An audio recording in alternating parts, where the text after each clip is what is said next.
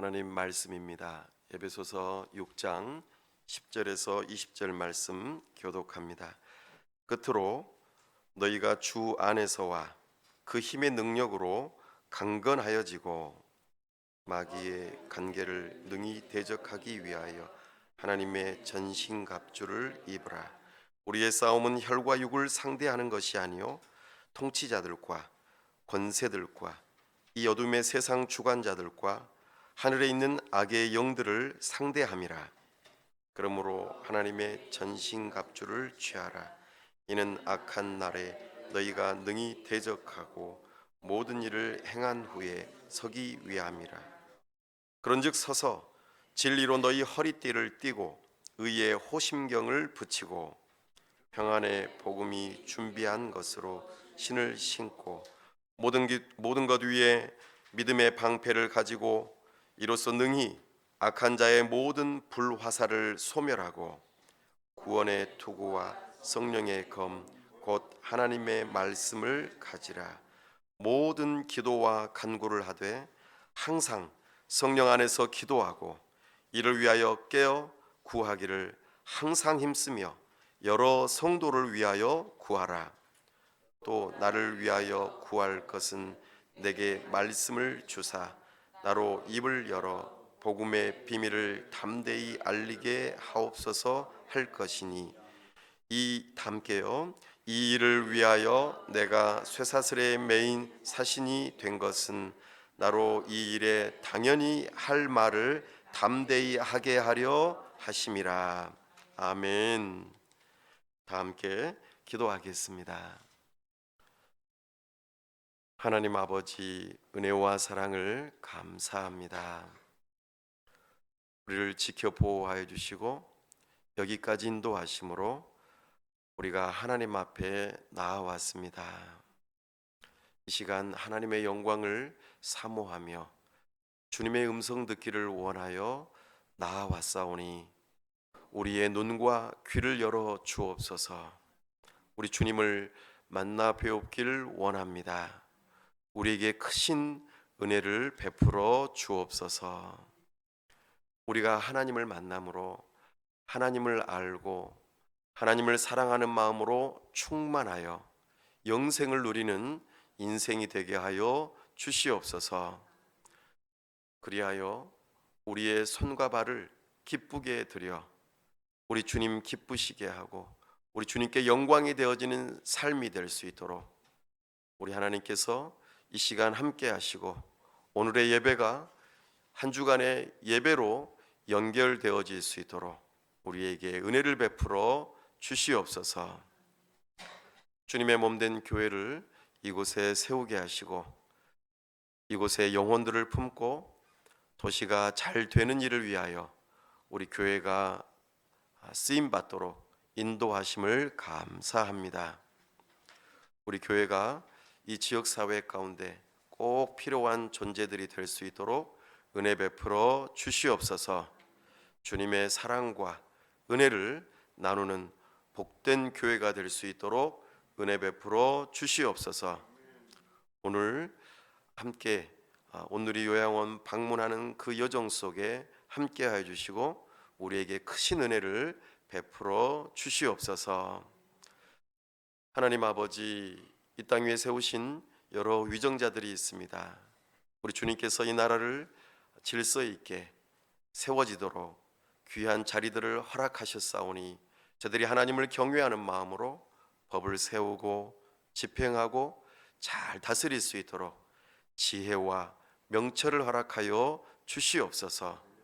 온 국민이 함께 힘써 이 나라를 지키고 세우며 잘 되는 일에 참으로 모두가 쓰임 받을 수 있도록 은혜 베풀어 주시옵소서. 특별히 우리 귀한 선교사님들 붙들어 주시고 성령으로 충만케 하시며 참으로 우리 하나님의 놀라운 역사 가운데 땅끝까지 이르러 주님의 증인된 삶을 통하여 모두가 다 하나님의 나라를 이루는 데에 쓰임 받을 수 있도록 은혜 베풀어 주시옵소서. 시간 우리 하나님께서 함께 하시고 영광 받으시기를 원하옵고 우리 주 예수 그리스도의 이름으로 기도하옵나이다. 아멘.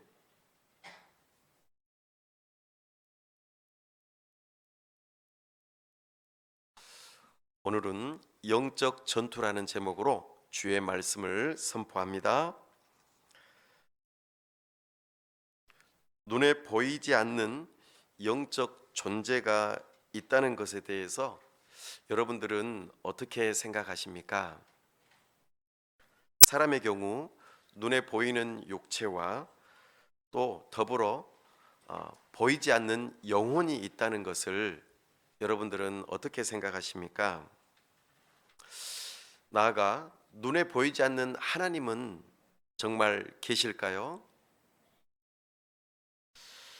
또 하나님의 지으신 천사 이들이 과연 눈에 보이지 않는데 존재하는 것일까요?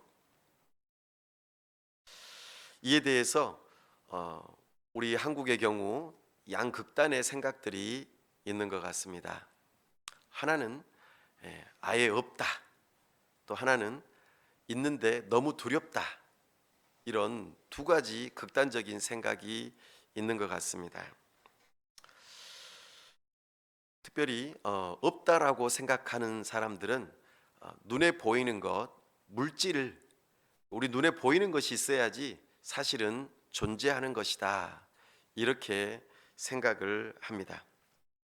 이런 생각은 어찌 보면 합리적인 것 같고 또 유물론이라고 하여서 오늘날 굉장히 사람들이 좋아하고 인정받는 생각입니다. 그러나 현대 물리학에서는요, 물질의 최소 단위를 소립자라고 말합니다. 이 소립자 안에는 16개의 또 작은 소립자들이 있는데 이것들은 실제로 존재하고 질량이 있는 것들이라고 말합니다. 근데 이 16개의 작은 소립자를 있도록 가능하게 하는 것이 하나가 있는데 바로 그것이 힉스 입자라고 하는 것입니다. 이것은 힉스라고 하는 과학자가 발견했고 이것으로 노벨 물리학상을 받았는데 이 힉스 입자의 역할은 무엇이냐면 16개의 그 소립자가 질량을 가질 수 있도록 자기 자신은 사라지는 그런 입자라고 밝혀냈습니다. 현대 물리학에서는 눈에 보이는 입자도 있지만 그것이 가능하도록 하기 위해서 눈에 보이지 않는 사라지는 입자도 있다고 그렇게 밝혀내고 있습니다. 또 하나의 양극단의 견해가 있습니다. 귀신이 있다. 귀신은 사람의 죽은 원혼이 구천을 떠돌면서 사람을 해코지한다. 이런 생각을 하고 있는 경우가 있습니다. 그리고 모든 사람의 질병은 전부 다 귀신의 역사다. 이렇게 주장하시는 분들도 있습니다. 그래서 많은 사람들이 액땜을 해야 된다. 그런 이야기도 하고 조상신을 잘 섬겨야 한다. 이런 이야기도 합니다. 이런 경우는 영적인 존재를 굉장히 두려워하는 그런 입장입니다. 이것을 가리켜 보통 샤머니즘이라고 말하죠.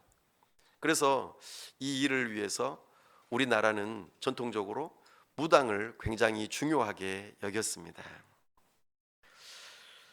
눈에 보이는 것과 눈에 보이지 않는 것, 이것에 대한 양극단의 그런 생각이 있는데 여러분들은 어떤 생각이 있으십니까? 오늘 우리는 성경의 말씀을 듣고자 모였습니다. 성경에서는 이 부분에 대해서 무엇이라고 하는지 들을 수 있기를 바랍니다. 성경에서는 눈에 보이지 않는 존재가 있다 이렇게 말합니다. 하나님께서 계시고 천사들과 우리 사람의 영혼도 있다.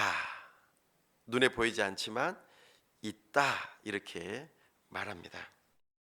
하나님께서 온 세상을 창조하실 때에 천사들도 창조하셨다고 골로새서 1장 16절에서 그렇게 말씀하십니다. 눈에 보이는 것과 눈에 보이지 않는 것 그것을 모두 다 만드셨다. 또한 우리 사람도 여섯째 날에 지으셨다. 흙으로 사람을 지으셨는데 그 코에 생기를 불어넣으셔서 하나님의 형상을 넣어주심으로 생명 곧 살아있는 존재가 되었다. 이렇게 말씀하십니다. 결국 천사들과 사람들은 하나님의 피조물이다. 이렇게 성경에서는 말씀하십니다. 선하신 하나님께서는 천사도 사람도 선하게 지으셨습니다. 이것이 성경에서 말하는 존재들입니다. 그러나 천사들의 일부가 타락하여 범죄하였다 그렇게 말합니다. 베드로후서 2장 4절에 하나님 앞에서 범죄한 천사들이 있다고 우리에게 알려주죠. 어떻게 범죄하였는가? 바로 하나님보다도 더 높아지려고 하는 교만, 이 교만함이 그들의 범죄함이고 천사로서의 위치에서 떨어지게 되는, 그것을 땅으로 내려오는 것으로 표현하고 있습니다. 이것이 유다서 6절에서도 함께 나타나죠. 참으로 사탄은 또 천사들은, 특별히 타락한 천사들은 이 교만함으로 하나님을 대적하고 하나님을 싫어하는 존재들이 되었습니다. 그들은 나름대로의 조직이 있죠. 그래서 사탄을 비롯한 그와 함께하는 무리들이 있다고 말합니다. 하나님께서는 마귀와 그 사자들을 위하여 불못을 예비하셨다 말씀하십니다. 참으로 요한계시록 12장 9절에서는 옛뱀 곧 마귀라고도 하는 사탄이 온 천하를 꿰는 자라 말씀하시고 그의 사자들과 함께 내쫓겼다 이렇게 표현하시죠. 이것이 그 타락한 천사들의 모습입니다. 사탄과 그의 사자들의 특징이 몇 가지가 있다고 말씀하십니다. 오늘 본문에서도 보면은 간계라고 하는 용어를 사용하는데요. 첫 번째는 거짓말하는 자들입니다. 거짓말을 해서 거짓의 압이라는 별명을 가지고 있습니다. 그래서 베드로전서 5장 8절에서는 너희의 대적 마귀가 우는 사자와 같이 삼킬 자를 두루 찾아다닌다 말씀하시면서 꿰는 자, 간계가 있는 자를 라고 표현하고 있습니다. 역사적으로 첫사람 아담이 속임을 당했죠. 하나님의 말씀에 대해서 처음에는 의심하게 했습니다. 그리고 그 의심이 점점 더 커져서 하나님 자체를 이제는 불신하도록 만들었습니다. 이것이 마귀가 하는 짓이지요. 우리 지혜로운 사람 그리고 공부를 많이 한 사람도 보이스피싱에 얼마든지 속아 넘어갈 수 있지 않습니까? 우리는 사기꾼이 작정하고 달라들면 우리는 너무나도 쉽게 속아 넘어가는 것을 많이 경험하곤 합니다. 그것에 대한 물질적인 정신적인 피해들을 우리는 입곤 합니다. 참으로 사람이 그렇게 속아 넘어가 하나님의 금하신 선악을 알게 하는 나무의 열매를 그만 따먹어 버리고 결국에는 자기 자신의 위치에서 떨어져 타락한 존재가 되고 말았습니다. 이것이 사탄의 첫 번째 특징입니다. 거짓말하는 자. 두 번째로 사탄의 특징은 비방하는 자, 고소하는 자들입니다. 이것이 그들의 특징입니다. 스가랴서에서 대제사장 여호수아가 나타나는데요. 그가 그을린 옷을 입고 있는 마치 불에 타다 남은 나무와 같은 존재로 그렇게 표현하곤 합니다. 이것은 타락한 이스라엘의 모습을 보여주는 장면이었습니다. 그들이 하나님을 떠나고 하나님의 법을 떠나 악한 행동을 하여 네. 그로 인하여서 참으로 하나님 앞에 서 있을 때에 사탄이 비난을 하는 그런 모습으로 보여진 것이죠.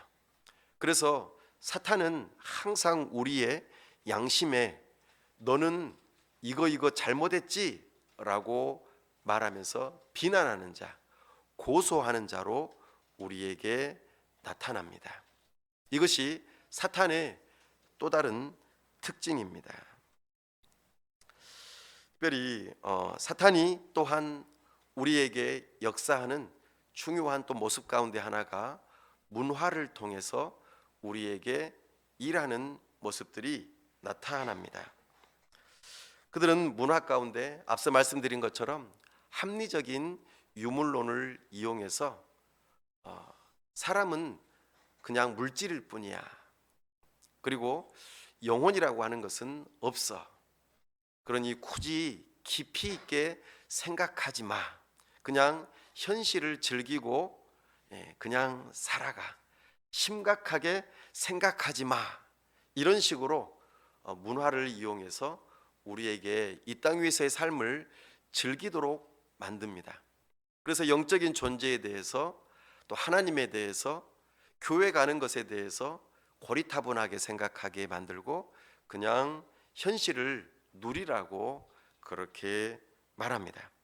그리고 그러나 또 반대로 영적인 것에 대한 두려움을 심어 주어서 참으로 사람으로 하여금 함부로 움직이지 못하도록 그들의 마음을 붙들어 놓는 일들을 합니다. 그래서 우리가 경험하고 있는 헬로윈이라고 하는 이것도 사람들이 귀신 복장을 하는 이유가 무엇이냐면 악한 영, 그러니까 귀신들이 나를 해코지 못하게 하기 위해서 내가 귀신인 척 하는 겁니다. 그렇게 해서 나를 지켜 보호하려는 노력의 모습이, 그 문화가 고스란히 우리나라에 들어와 그런 일들을 행하는 것이죠. 별자리나 점괘를 이용해서 우리의 길, 흉, 화, 복 여러 가지 것들을 탁 사람들에게 너는 이거 조심해야 돼. 당신 올 여름에 보통 우리가 해마다 토종비결이라고 하는 것들을 보면서 당신 여름에 물 조심하십시오. 가을에 불 조심하십시오. 길 가다가 사람 만나는 거 조심하십시오. 이런 식으로 말하면서 달별로 또는 매일매일 그렇게 점괘를 내는 경우들을 보게 됩니다. 오늘날에는 인터넷 문화가 발달되어서 오늘의 운세라고 하는 것이 매일매일 마치 아침 기도회처럼 사람들에게 배달해 줍니다.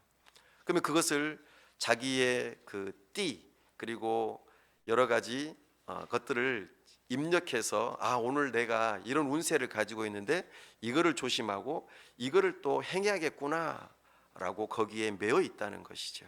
이것이 또 하나의 문화를 이용한 극단적인 태도인 것을 보게 됩니다.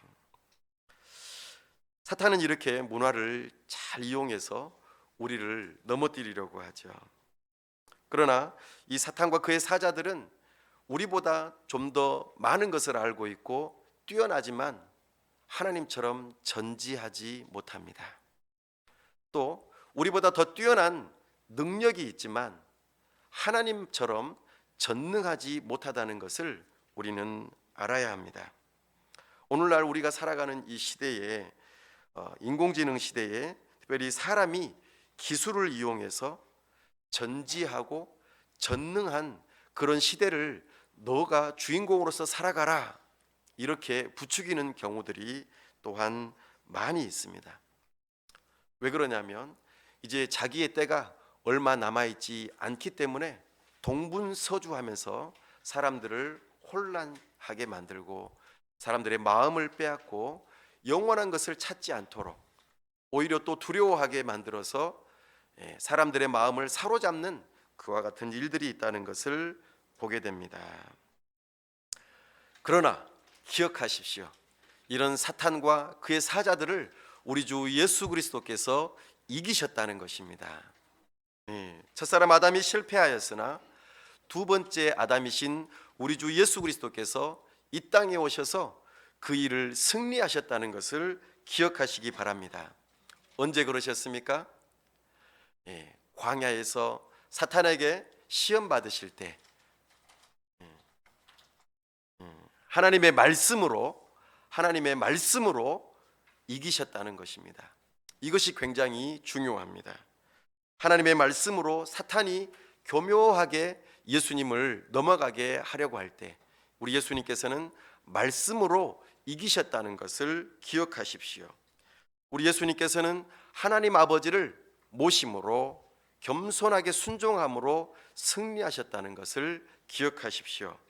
우리 예수님께서는 왕으로서 마귀를 꾸짖으시고 내쫓으셨던 것을 기억하시기 바랍니다. 마가복음 1장 27절에 이는 어찌미냐 권위 있는 새 교훈이로다 더러운 귀신들에게 명한즉 순종하는도다. 아멘. 우리 예수님께서는 말씀으로 귀신들을 쫓아내셨습니다.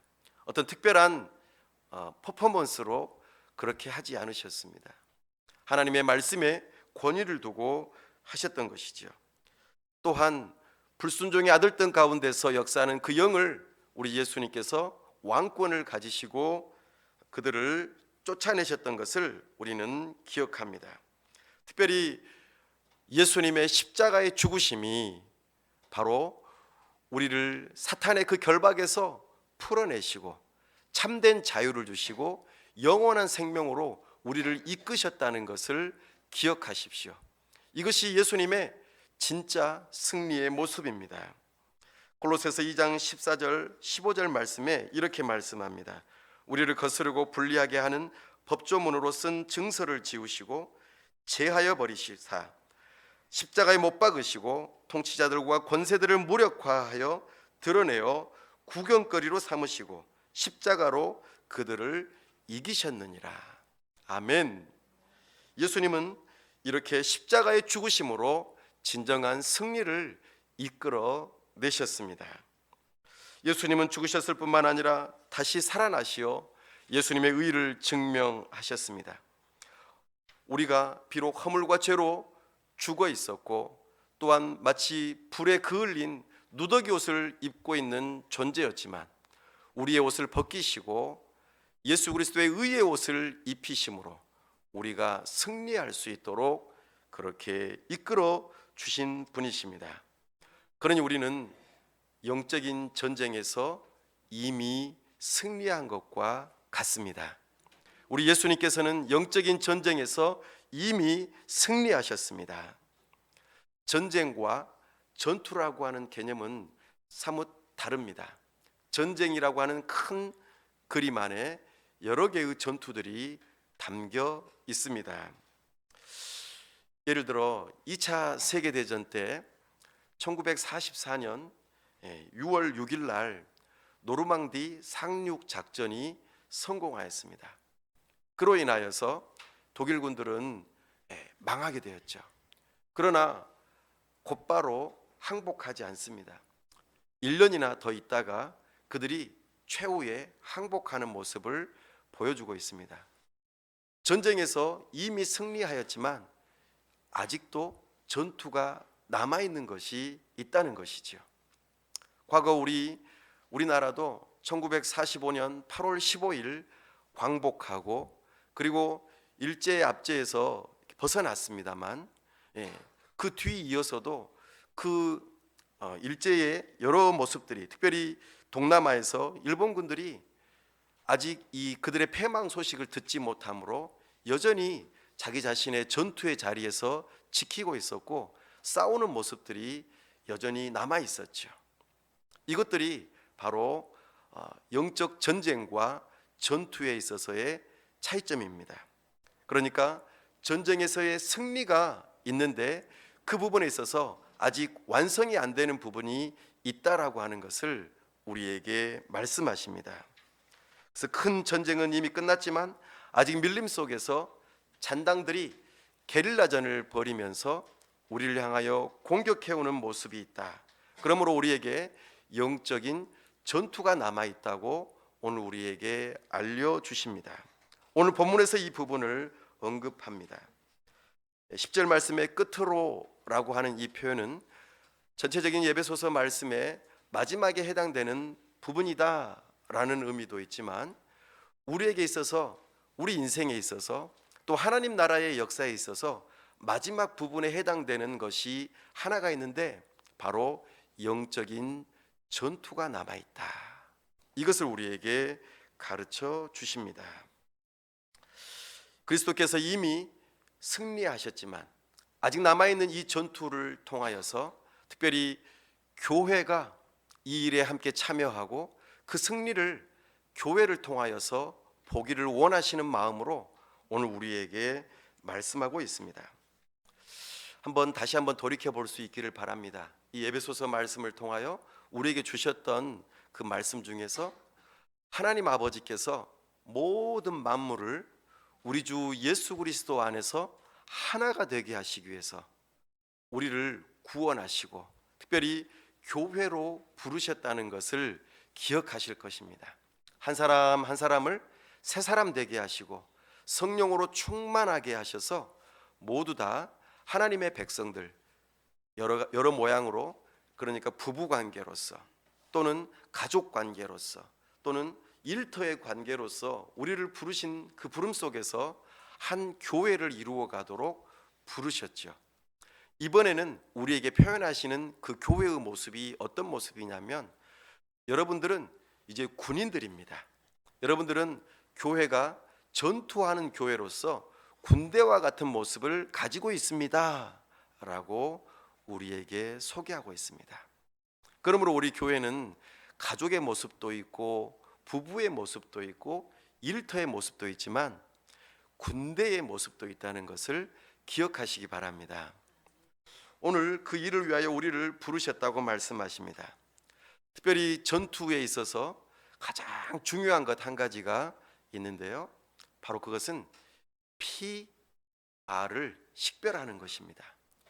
아군이 누구고 적군이 누구인지를 알아야 합니다. 그래야만 싸울 수 있는 것이죠.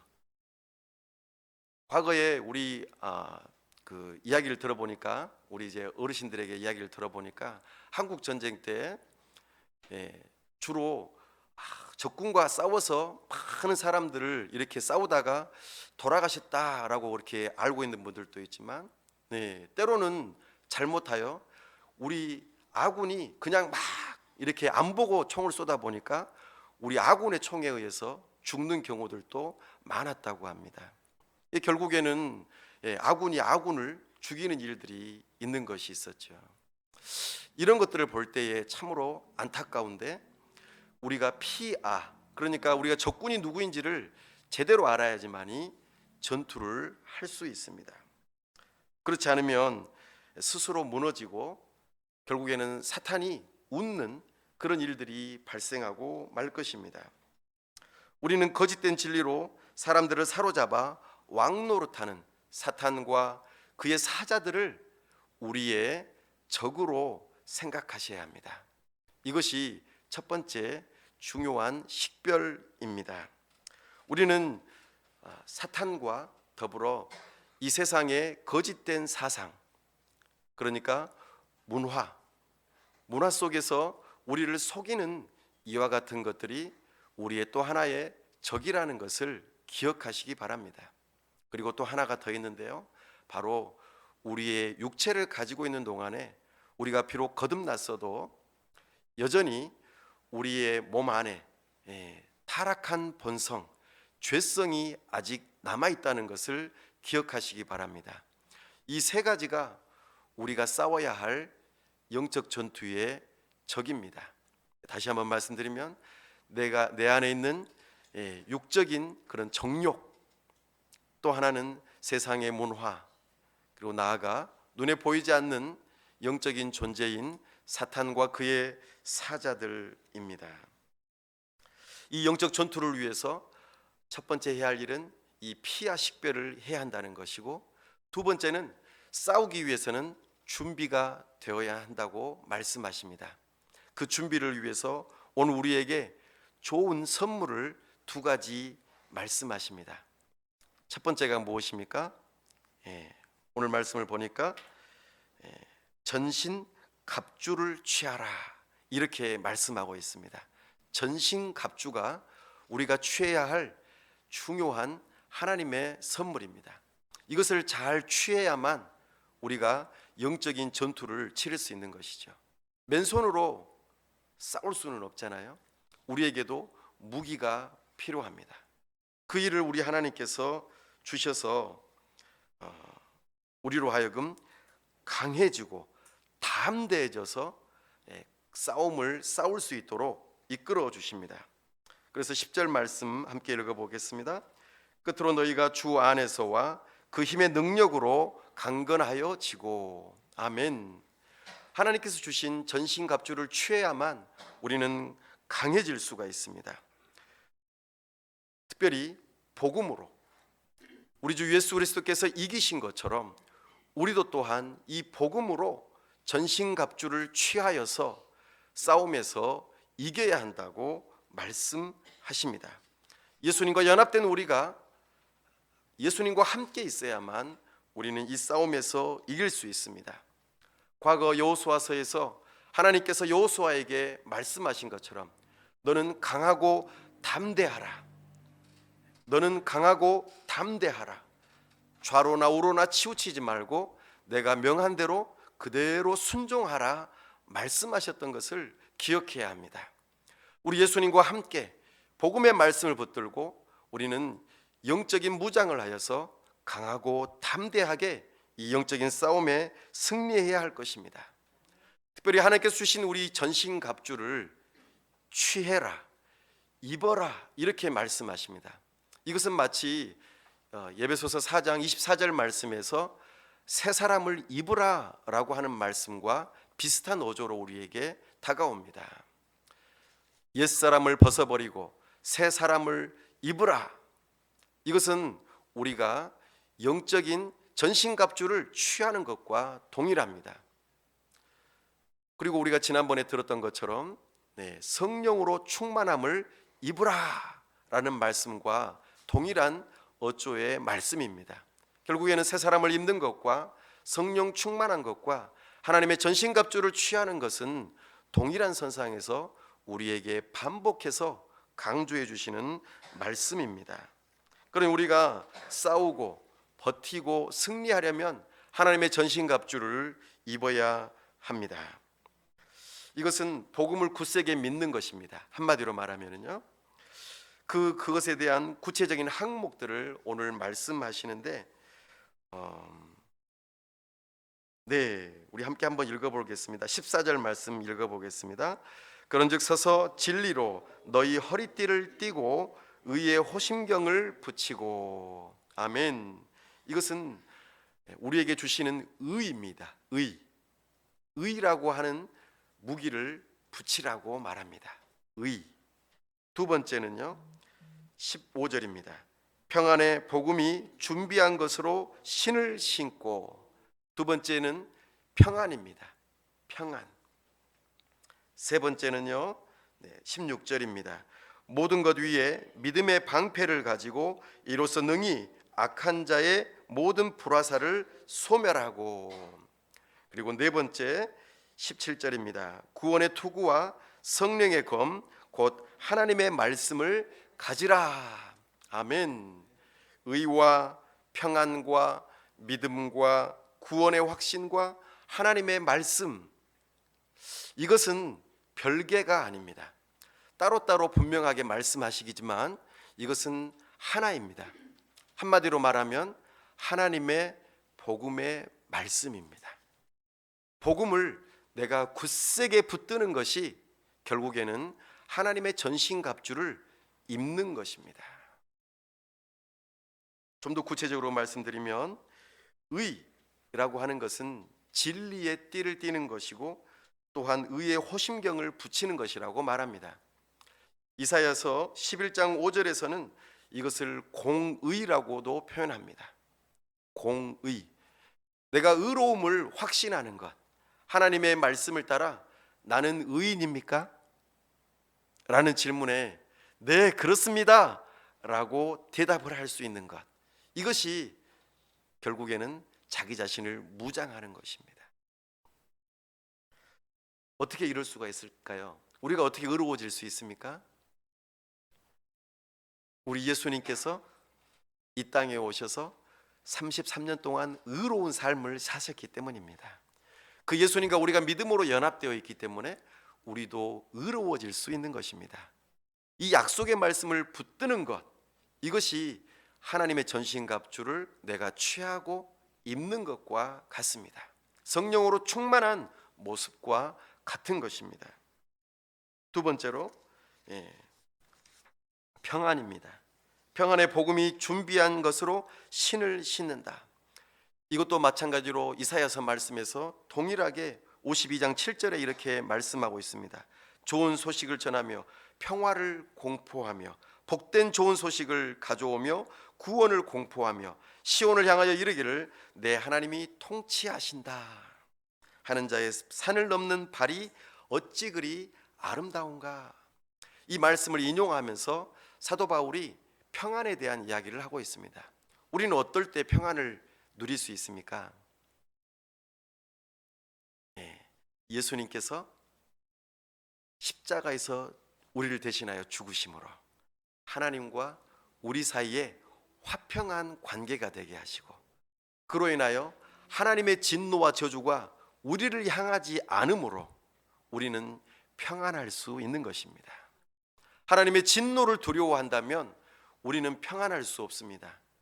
계속 두려움 가운데 있겠죠. 그래서 이 평안은 다른 것이 아닙니다. 우리 주 예수 그리스도의 십자가로 하나님과 내가 화목하게 되었구나, 이것을 믿는 믿음을 갖는 것입니다. 하나님의 약속의 복음을 믿는 것이죠. 이것이 우리에게 하나님의 전신 갑주에 해당된다고 말씀하십니다. 세 번째, 믿음입니다. 모든 것 위에 믿음의 방패를 가지고 적들의 불화살에 그 공격을 막아내는 것이라고 말씀하고 있습니다. 믿음. 하나님의 말씀은 다 순전하시죠. 그리고 우리가 하나님을 신뢰하고 의뢰할 수 있습니다. 우리 예수님께서는 이 땅에 오셔서 사람들에게 자신을 의탁하셨습니까? 아니요. 사람들이 예수님을 왕으로 삼으려고 할 때 우리 예수님은 도망가셨어요. 그리고 한적한 곳에 가셔서 하나님 앞에 기도하셨습니다. 우리 예수님은 하나님 아버지만을 믿고 신뢰하고 의뢰하였습니다. 그 예수님을 우리가 믿고 의지할 때에 우리에게는 참된 믿음이 생겨납니다. 이 믿음은 사탄이 아무리 우리에게 의심을 불어넣어 주어도 하나님을 향한 그 믿음이 변치 않게 되는 것입니다. 우리 예수님의 그 복음의 삶이 곧 우리에게 참된 믿음을 가져다 주고 불화살로 계속 공격하는 그 의심의 불화살을 우리가 막아낼 수 있다고 말씀하십니다. 우리는 이 복음의 말씀을 굳세게 붙드는 것이 전신갑주를 취하는 것과 같은 것이지요. 구원의 투구와 성령의 검, 머리가 굉장히 중요하지 않습니까? 우리가 싸울 때 머리에 정신을 잃어버리면 우리는 싸울 수가 없습니다. 마찬가지로 우리가 구원의 확신을 가지지 못한다면 우리는 힘들어질 수 있습니다. 우리가 어떻게 구원의 확신을 가질 수 있습니까? 우리 주님의 몸된 교회, 우리는 주님의 몸된 교회입니다. 우리의 머리는 누구입니까? 우리 주 예수 그리스도입니다. 우리 예수님께서 부활하셔서 승천하셔서 진정한 왕이 되시고 우리 주님의 몸된 교회, 우리 교회를 다스리신다고 말씀하고 있습니다. 그 예수님을 믿고 의지할 때에 우리는 구원의 확신을 가질 수 있는 것이죠. 다시 말씀드려서 복음의 말씀을 굳세게 붙들어야만 우리가 구원의 확신을 가질 수 있습니다. 이것이 하나님의 전신갑주를 취하는 것입니다. 성령의 검, 하나님의 말씀이죠. 우리가 하나님의 말씀의 검을 휘두를 때에 우리는 승리할 수 있습니다. 하나님의 말씀의 검을 어떻게 휘두를 수 있을까요? 날마다 자기 자신에게 복음을 선포하는 것입니다. 한번 받아 할까요? 날자 복선. 날자 복선.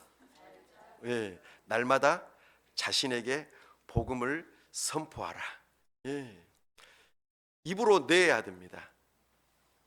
복음을 내 입으로 들려줘야 합니다. 그래야만 우리는 성령의 검을 휘두르는 것과 같습니다.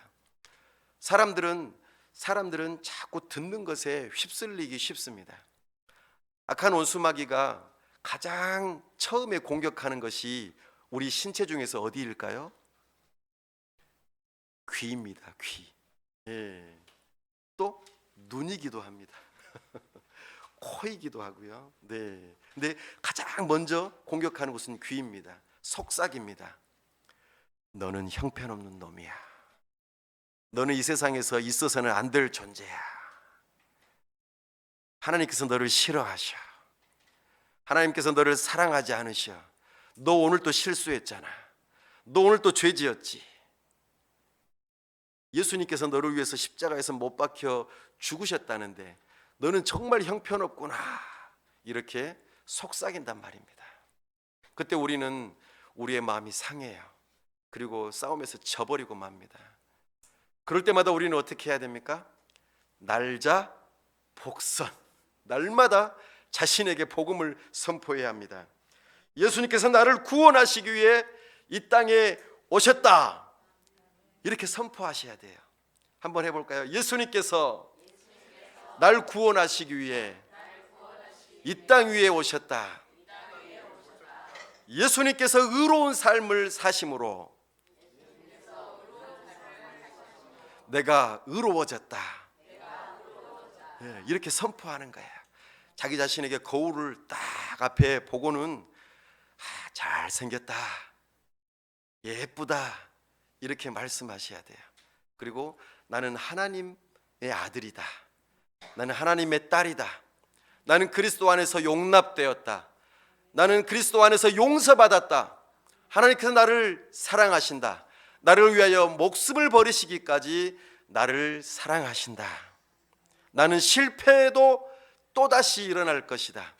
사탄아, 너 나를 잘 알지? 내가 얼마나 자주 넘어지는지, 내가 얼마나 형편없는 자인지 나도 잘 안다.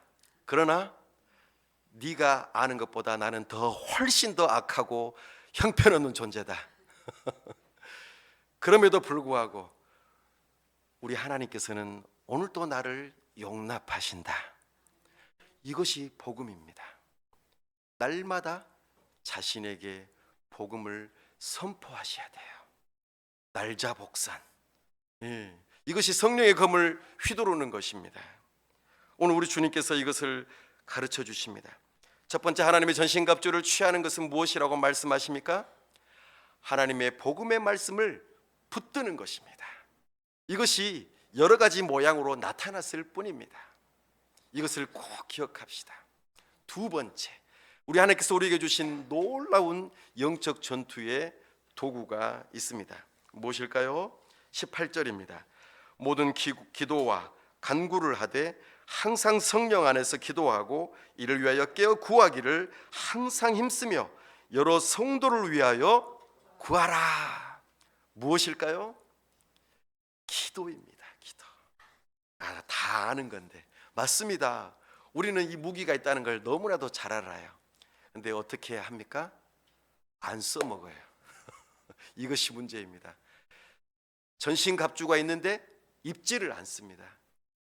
기도를 해야 되는데 하지 않습니다.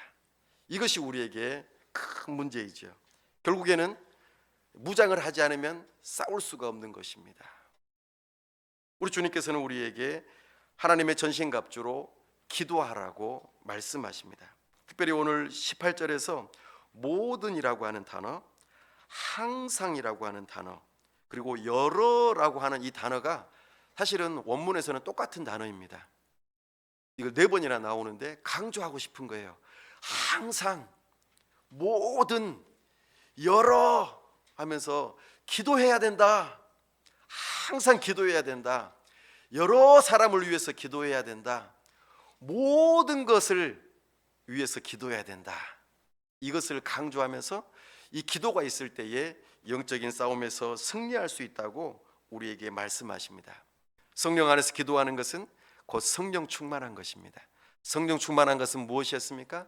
하나님의 말씀이 나를 다스리는 것이었습니다. 결국에는 전신갑주를 취하는 것, 하나님의 말씀을 내가 읽고 먹고 소화시켜서 그것을 내 것으로 삼아서 말씀을 붙들고 기도하는 것이 결국에는 영적 전투의 준비 사항인 것입니다. 하나님의 말씀과 기도가 결국에는 우리에게는 영적 전투의 중요한 요소입니다. 우리 주님께서 이것을 우리에게 가르쳐 주십니다. 하나님의 말씀을 읽읍시다. 하나님의 말씀을 묵상합시다. 하나님의 말씀을 생각하고 그것을 내 것으로 삼고 소화하며 순종해야 합니다. 이럴 때 우리는 영적 전투에서 승리할 수 있다고 말씀하고 계십니다. 이 일을 누가 도와주시겠다고 말씀하십니까? 성령 하나님께서 우리 안에서 말할 수 없는 탄식으로 도와주시겠다, 그렇게 말씀해 주십니다. 그러니 우리는 뭘 해야 합니까? 항상 성령 안에서 기도해야 합니다. 이것은 바꿔 말하면 쉬지 말고 기도해야 한다는 뜻입니다. 그럼 밥도 안 먹고요? 일도 안 하고요? 아닙니다. 그런 뜻이 아닙니다. 항상 마음을 하나님께 두라는 뜻입니다. 하나님, 이거 어떻게 해야 됩니까? 하나님, 도와주세요. 순간순간, 모든 순간순간을 하나님을 의지하는 마음을 가지라는 뜻입니다. 그러므로 우리는 항상 기도하되 모든 상황 속에서 기도해야 합니다. 그럴 때 우리 주님께서 믿음이 흔들리는 그런 상황 속에서 우리를 붙들어 주십니다. 우리 교회의 하나됨을 뒤흔드는 그런 상황 속에서 우리를 붙들어 주십니다. 또한 우리는 모든 일에 기도해야 합니다. 교회의 공적인 모임이나 사적인 모임이나 일의 시작과 마지막에 꼭 기도해야 합니다. 중요한 일을 앞두고 우리는 작정해서 기도해야 합니다. 그리고 예수님께서 가르쳐 주신 주기도로 기도해야 합니다. 우리가 시시때때로 모든 일에 기도하는 일들을 통하여 우리는 영적 전투에서 승리할 수 있습니다. 마지막으로 여러 성도를 위해서 우리는 기도해야 합니다. 가족을 축복하고 목회자와 환우들을 위하여 기도해야 하고 생명부지의 사람들일지라도 고통받고 있는 그리스도인들을 위해서 기도해야 할 것이며 우리 지역교회를 위해서 기도해야 할 것입니다. 무엇보다도 복음을 담대하게 전할 수 있도록 기도해야 할 것입니다. 내 안에 복음이 가득해야 합니다. 그래야만 다른 사람들에게 복음을 전할 수 있는 것입니다. 그래서 사도 바울이 이렇게 기도해달라고 하지 않습니까? 또 나를 위하여 구할 것은 내게 말씀을 주사 나로 입을 열어 복음의 비밀을 담대히 알리게 하여 주옵소서. 내가 이를 위하여 쇠사슬에 매인 바 되었다라고 말하고 있습니다. 사탄은 복음이 전해지는 것, 교회가 세워지는 것을 제일 싫어합니다. 자기가 예수님께 실패하고 패망했다는 것을 사람들이 아는 것을 제일 싫어합니다. 그게 뭘까요? 전도입니다. 당신은 예수님을 믿으면 구원받습니다. 악한 원수마귀가 패망했습니다. 이것을 제일 싫어해요. 그러니까 전도할 때 사탄이 제일 방해를 많이 해요. 사람의 마음을 낙심시키죠. 전도하기 싫어하게 하고 다른 어떤 사람들의 차가운 반응에 아유, 내가 괜히 전도하러 나왔나 보다. 내가 괜히 전도한다고 해가지고 아우 창피해 이러면서 전도하기 싫은 마음이 막 생겨나죠. 아닙니다. 우리 주님께서는 전도하는 걸 제일 기뻐하시죠. 악한 원수마귀가 제일 싫어합니다. 우리는 주님 기뻐하시는 일들을 해야 할 것입니다. 사랑하는 여러분, 우리는 어찌 보면 싸우는 것을 싫어할지도 모르겠습니다. 나는 평화주의자야. 나는 싸우고 싶지 않아. 나는 그냥 조용히 평화롭게 신앙생활하고 싶은데, 근데 그렇지 않습니다. 이 세상에 역사 이래로 이 땅 위에 싸움이 없었던 때가 단 6일 뿐이라고 합니다.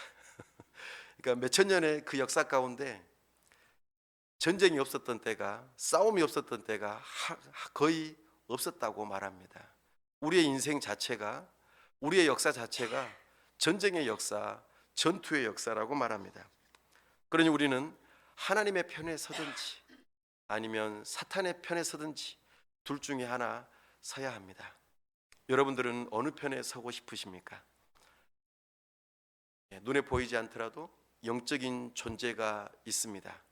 한번 관심을 가져보십시오. 그리고 그 영적인 존재가 과연 있는지 살펴보십시오. 눈에 보이지 않지만 우리의 영혼이 있고 천사라고 하는 존재가 있고 그들을 지으신 하나님께서 온 세상을 주관하시고 다스리십니다. 참으로 우리는 그 영적인 전투에서 결코 패할 수가 없습니다.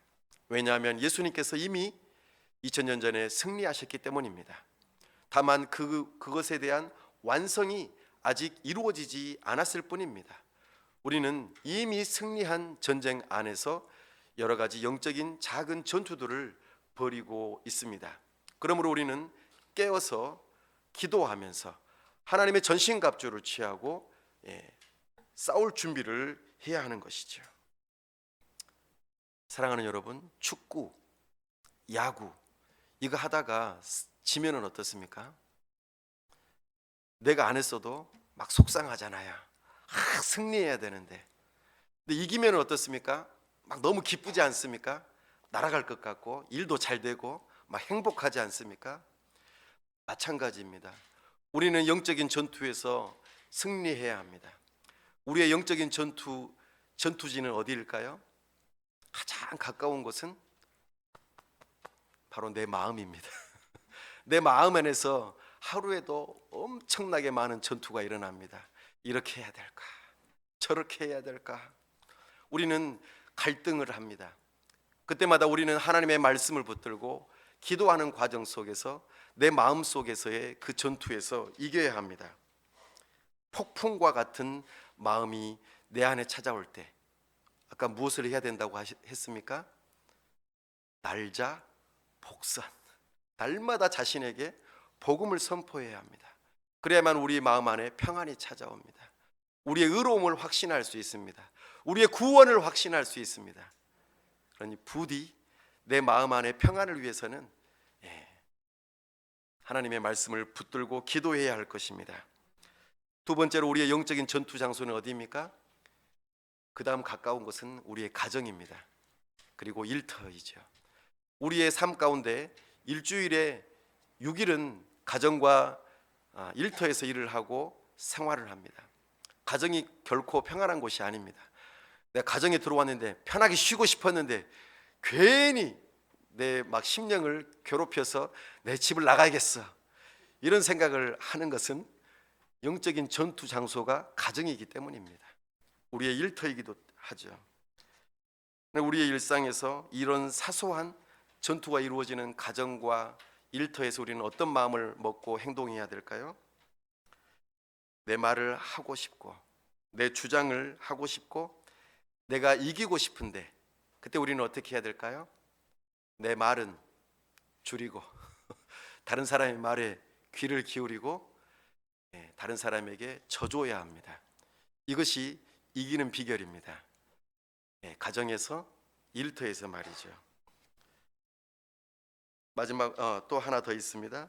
우리의 영적인 전투는 내가 공부하는 자리, 또 텔레비전에서 드라마를 보는 자리, 스마트폰에서 여러 가지 컨텐츠들을 보는 그 자리가 바로 영적인 전투의 장소입니다.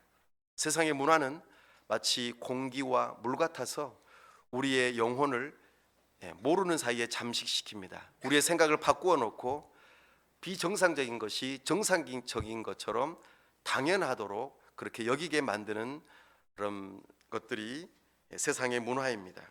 그러니 우리는 이런 세상의 문화를 분별할 수 있도록 하기 위해서는 생각을 해야 합니다. 왜 그럴까? 저것이 무엇일까? 도대체 무엇이 문제이지?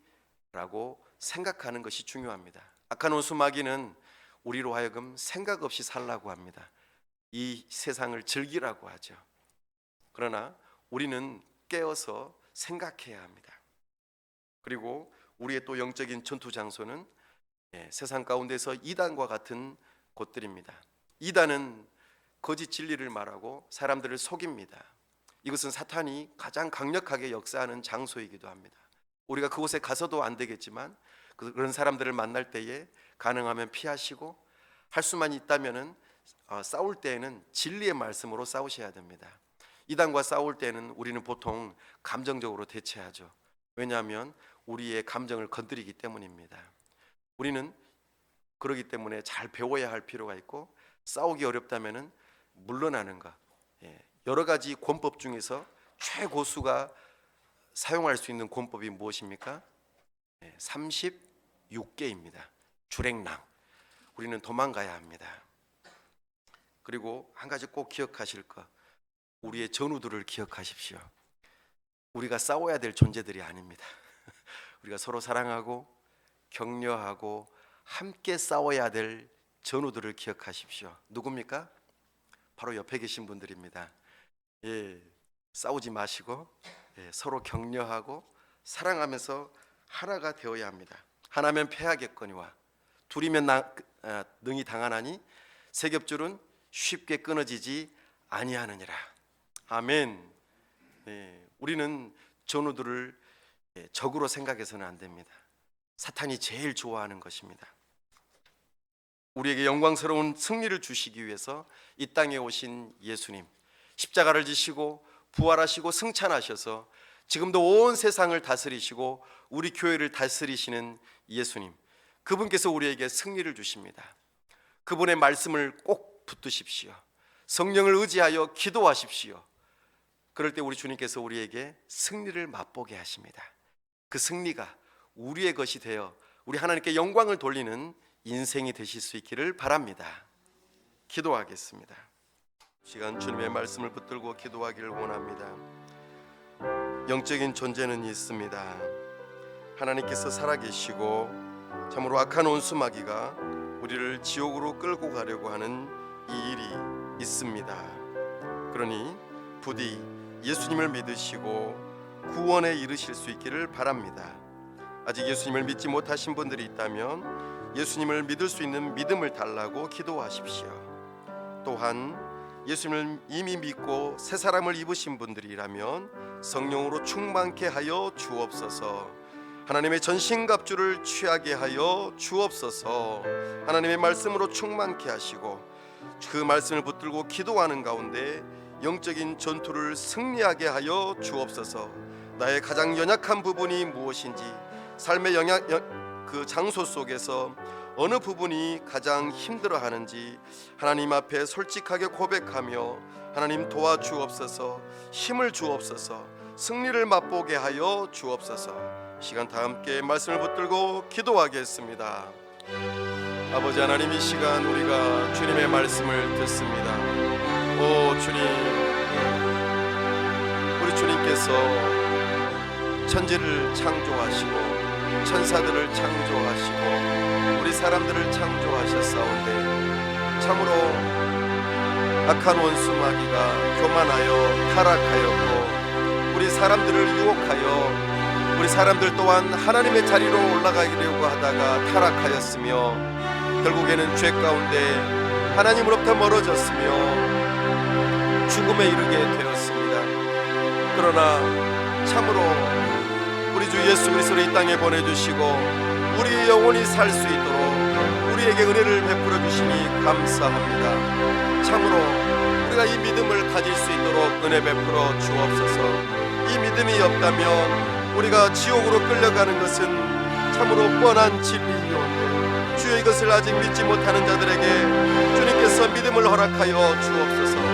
눈에 보이는 것 이상으로 눈에 보이지 않는 세계가 있음을 기억하고 주여 저들에게 영원을 사모하는 마음을 허락하여 주시옵소서. 우리 주님을 믿는 믿음을 가진 자들에게는 성령으로 충만케 하시고 하나님의 전신갑주를 올바르게 이해하며 하나님의 약속의 말씀을 붙들고 날마다 자신에게 복음을 전함으로 굳세게 설 수 있게 하여 주시고 우리 하나님께서 은혜 주셔서 이 말씀을 붙들고 기도하는 과정 속에 든든하게 설 수 있도록 은혜 베풀어 주옵소서.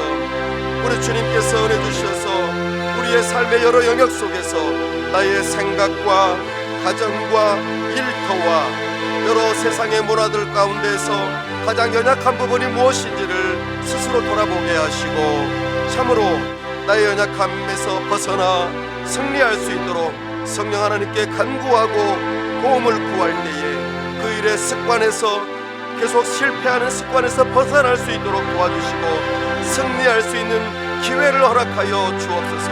능력을 허락하여 주옵소서. 오 주님, 우리에게 은혜를 베풀어 주옵소서.